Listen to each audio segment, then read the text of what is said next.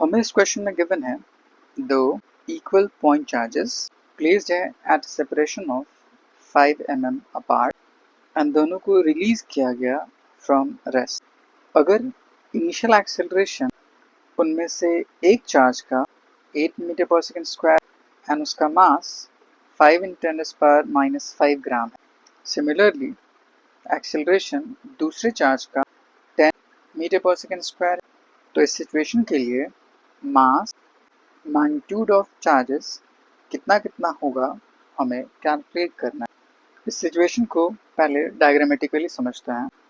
इस क्वेश्चन के अकॉर्डिंग दो point charge let's say Q and Q, एक चार्ज उसका मास 5 × 10⁻⁸ kg, दूसरा चार्ज उसका मास हमें गिवन नहीं है एंड दोनों चार्ज के बीच का separation 5 × 10⁻³ metre.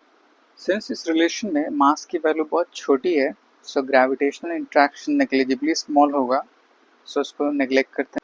So there will be only electrostatic interaction. Since दोनों पॉइंट चार्ज सेम पोलैरिटी है मैग्नीट्यूड का, तो दोनों में रिपल्शन होता होगा। सो लेफ्ट वाले चार्ज के ऊपर force of repulsion F, similarly right charge के ऊपर force of repulsion F, magnitude same. इस F की वैल्यू कैलकुलेट की जाए using charge Coulomb's law के according, so F is equals to Ke product of charges by separation R उसका square. Since इस F की वैल्यू दोनों के लिए सेम होगी, so यही फोर्स उस पर्टिकुलर मास को एक्सेलरेट कराता होगा।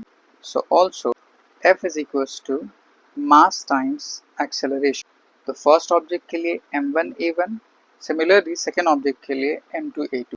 यहाँ से अगर F की वैल्यू कैलकुलेट की जाए तो F is equals to mass of first charge 5 × 10⁻⁸। First object का एक्सेलरेशन हमें गिवन है टुवर्ड्स दिस साइड 8 मीटर पर सेकेंड स्क्वायर, तो ये टर्म हो जाएगा 8, 5 × 8 40 × 10⁻⁻8 newton will be repulsive force due to charge. So दोनों चार्ज के ऊपर इतना amount of repulsive force act करता होगा। Similarly it's right side m2 charge के ऊपर, similarly F is equals to mass times acceleration. इस रिलेशन में हमें F नोन है, A नोन है, acceleration of second charge given है हमें 10 मीटर पर second square. So m2 is equals to force bye acceleration. Force की वैल्यू 40 10⁻⁻8, एक्सेलरेशन की वैल्यू 10, एक zero cancel out, so left with m2 is equals to 4 10⁻⁻8 kg। अगर ग्राम के term में चाहिए तो यही सेम टर्म आ जाएगा 4 × 10⁻⁵ gram. Next part magnitude of charge.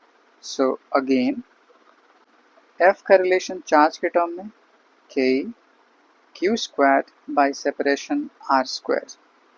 सो इसको रीअरेंज करके हमें Q निकालना है। So Q equals to F by K into R square is equals to Q square. Square उससे जाएगा रूट अंडर, तो ये पूरा टर्म हो जाएगा रूट अंडर दिस टर्म। इसकी वैल्यू सब्स्टिट्यूट कर लेते हैं।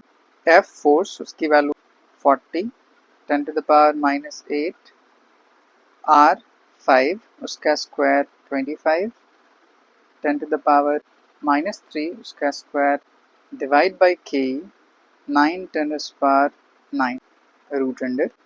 इसको रीअरेंज करने के बेस पे हम इसको ऐसे लिख सकते हैं 4/9 इंटू 25 इंटू 10 का पावर -6, 9 ऊपर जाके -9, 15 -8 एंड एक 0 तो -7, 15 -7 22 10⁻⁻22 उसका रूट अंडर।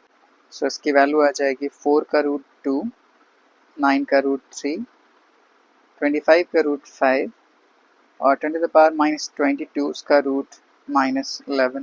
10/3 that is 3.33 10⁻⁻11। इसको 12 बनाना है तो ये टर्म आ जाएगा 33.3 10⁻⁻12 ये इसी चीज़ को पीको कूलम लिख सकते हैं। सो 33.3 pico coulomb is equals to magnitude of charge. So यहाँ से mass of second particle 4 × 10⁻⁵ gram and charge of each particle 33.3 pico coulomb. So option 2 is correct.